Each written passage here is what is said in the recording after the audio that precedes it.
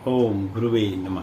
प्यारे हरि भक्तों, अब हम जो आज विषय ले रहे हैं वो ले रहे हैं कि व्यक्ति को जब मृत्यु आती है और या फांसी दी जाती है तो उससे उसकी अंतिम इच्छा क्यों पूछी जाती है।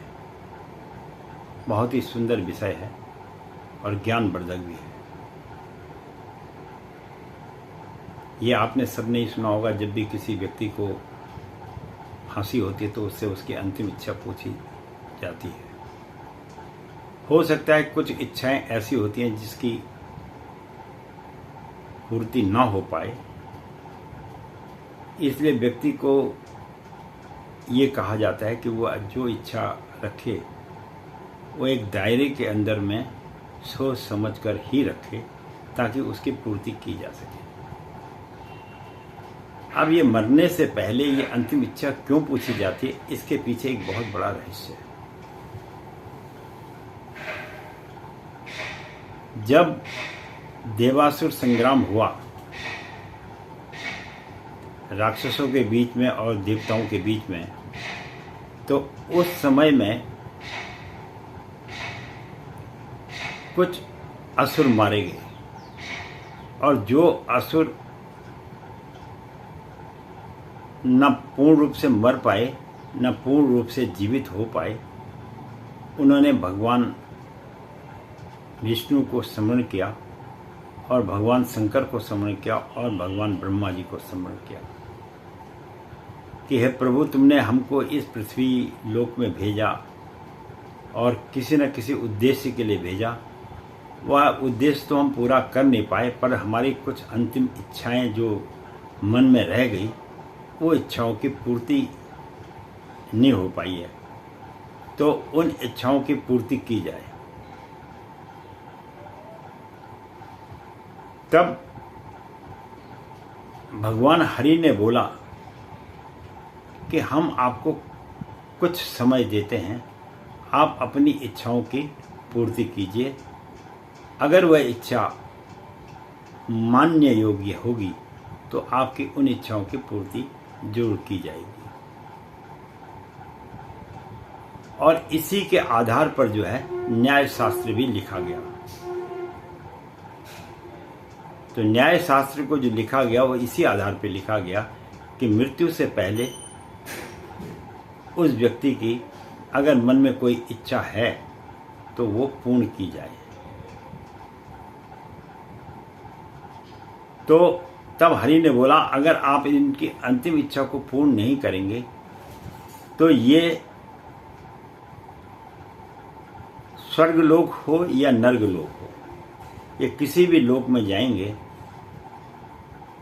इनकी इच्छा पूर्ति ना होने पर इनका हमेशा जो मन है वो भटकाव में रहेगा और ये बार बार इस पृथ्वी पर जन्म लेने के लिए कोशिश करेंगे।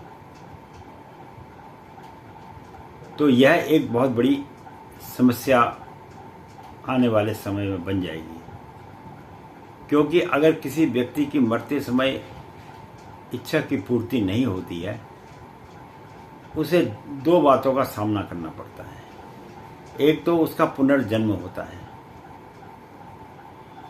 और दूसरा जो उसके हाथ से कार्य अधूरे रह जाते हैं उस कार्य को पूरा करने के लिए बार बार जन्म लेता है। इसीलिए मनुष्य का जीवन मृत्यु के बाद फिर जन्म लेता है। आत्मा तो अजर अमर है, वो तो मरती नहीं है। वो तो जो एक बार ब्रह्मा जी ने बना दी वो तो बन गई, उसको तो कोई अभेद्य है। वो आत्मा कभी नहीं मरती है। और मैंने पहले भी आपको इस विषय में ज्ञान दिया था कि आत्मा एक ऐसी सूक्ष्म दिव्य दृष्टि है जिसे आप मृत्यु के बाद ही देख पाएंगे।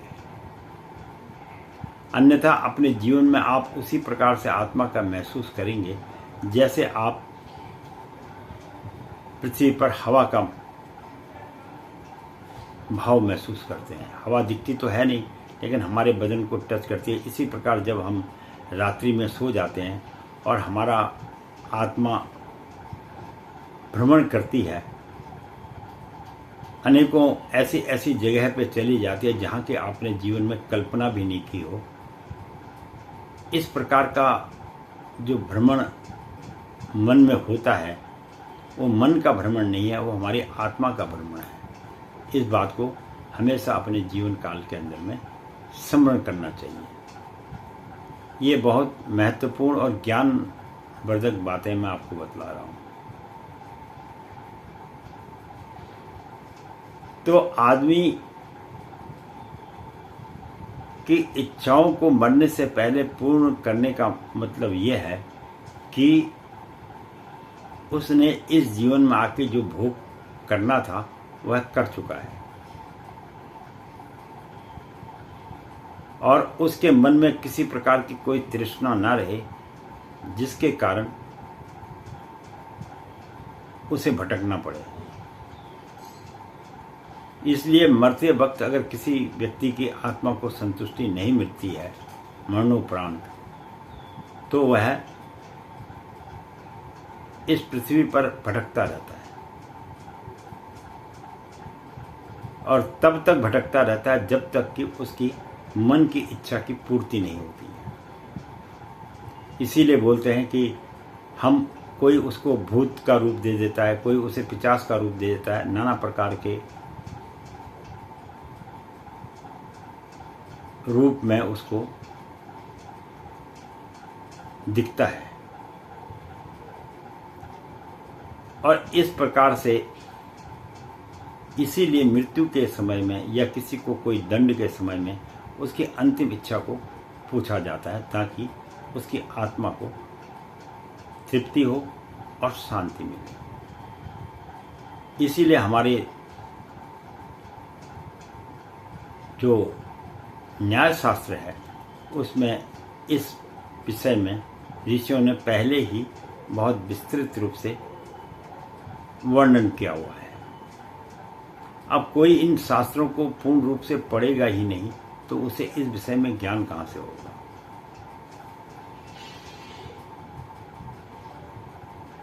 पुस्तक पढ़ने का मतलब ये नहीं होता कि आपने पुस्तक को पढ़ लिया।